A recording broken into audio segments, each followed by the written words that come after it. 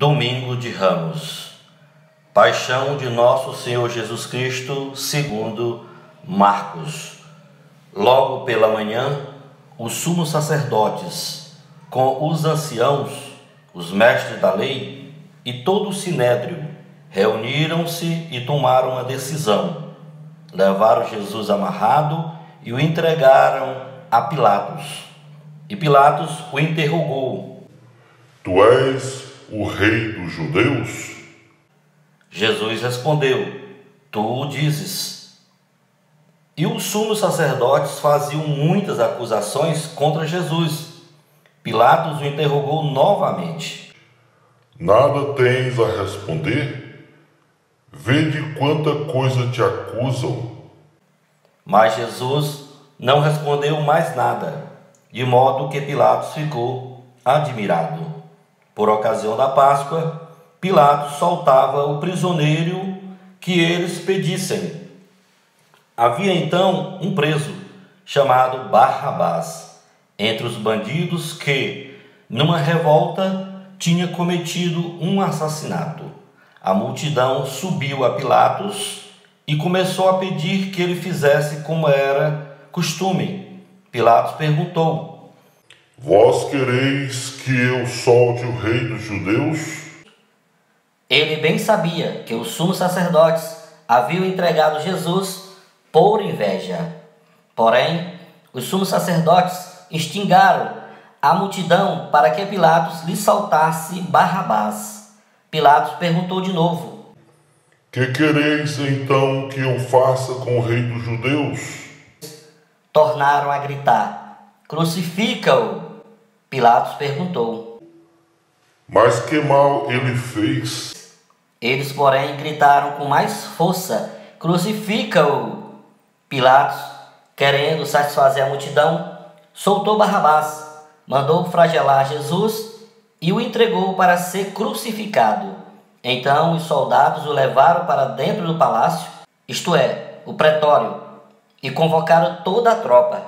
Vestiram Jesus com um manto vermelho, teceram uma coroa de espinhos e a puseram em sua cabeça e começaram a saudá-lo: Salve, Rei dos Judeus! Batiam-lhe na cabeça com uma vara, cuspiam nele e, dobrando os joelhos, prostravam-se diante dele. Depois de zombarem de Jesus, tiraram-lhe o manto vermelho, vestiram-no de novo com suas próprias roupas e o levaram para fora, a fim de crucificá-lo.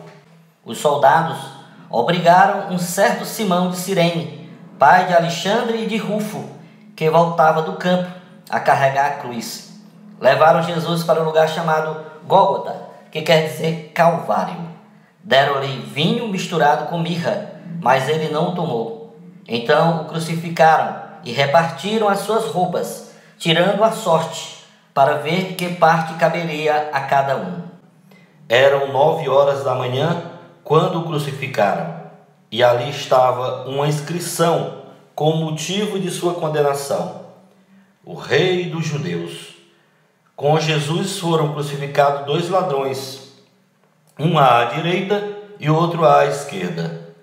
Os que por ali passavam o insultavam, balançando a cabeça e dizendo: tu que destróis o templo e reconstróis em 3 dias, salva-te a ti mesmo, descendo da cruz. Do mesmo modo, os sumos sacerdotes, com os mestres da lei, zombavam entre si, dizendo: a outro salvou, a si mesmo não pode salvar. O Messias, o Rei de Israel, que desça agora da cruz, para que vejamos e acreditemos. Os que foram crucificados com ele também o insultavam. Quando chegou o meio-dia, houve uma escuridão sobre toda a terra, até às 3 horas da tarde. Pelas 3 da tarde, Jesus gritou com voz forte: Eloi, Eloi, lama sabachthani. Os que foram crucificados com ele também o insultavam. Quando chegou o meio-dia, houve uma escuridão sobre toda a terra, até às 3 horas da tarde. Pelas 3 da tarde, Jesus gritou com voz forte, que quer dizer: meu Deus, por que me abandonaste? Alguns dos que estavam ali perto, ouvindo-o, disseram: Vejam, ele está chamando Elias. Alguém correu e embebeu uma esponja em vinagre, colocou-o na ponta de uma vara e lhe deu de beber, dizendo: deixai, vamos ver se Elias vem tirá-lo da cruz. Então Jesus deu um forte grito e expirou. Nesse momento, a cortina do santuário rasgou-se de alto a baixo em duas partes.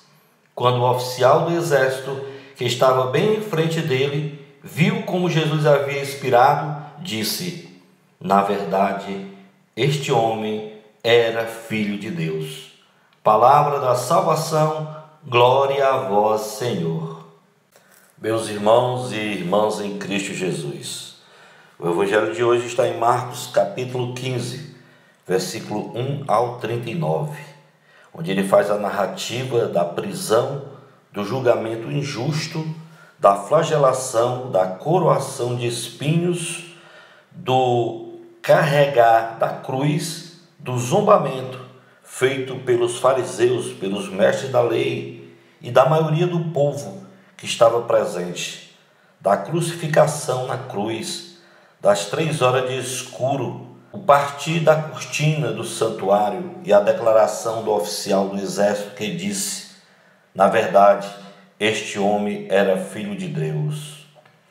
Os outros evangelistas fazem uma narrativa mais aprofundada, mais detalhada, mas o que importa é que nos conscientizemos da missão que Deus Criador confiou ao seu Filho Jesus, que levou a sério todo o combinado. Pergunto, por que ocorreu dessa maneira? Por que Jesus, com tanto poder, não se defendeu? Por que o povo se encolerizou contra Jesus, o trocando por Barrabás? Por que só um apóstolo estava presente na crucificação? Por que Maria, a mãe de Jesus, teve que passar também por todo o calvário de Jesus? Jesus utilizou seu tempo terreno para pregar a boa nova, colocar os pingos nos is, falar do grande mandamento do amor a Deus e ao nosso próximo. Viu a necessidade de escolher apóstolos, discípulos e seguidores para assim fundar uma nova igreja fundamentada na pedra angular, que é o próprio Jesus de Nazaré. Durante 3 anos, treinou, capacitou, ensinou e viveu cada instante conforme o projeto do Pai. Jesus escolheu Pedro para ser o primeiro administrador da igreja, ora fundada por ele. E na última ceia aconteceu que, estando eles comendo, tomou Jesus o pão e, tendo dado graças, partiu e deu aos discípulos, dizendo: tomai e comei, este é o meu corpo. Tomando o cálice, rendeu graças e deu-lo, dizendo: bebei dele todos, porque este é o meu sangue, o sangue da aliança, que é derramado por muitos para a remissão de pecados. Em Marcos, capítulo 16, versículo 15 e 16. E disse-lhes: ide por todo o mundo e pregai o evangelho a toda criatura. Quem crê e for batizado será salvo, mas quem não crer será condenado. Meus amados irmãos e irmãs em Cristo Jesus, vamos finalizar esclarecendo. Foram muitos os ensinamentos de Jesus.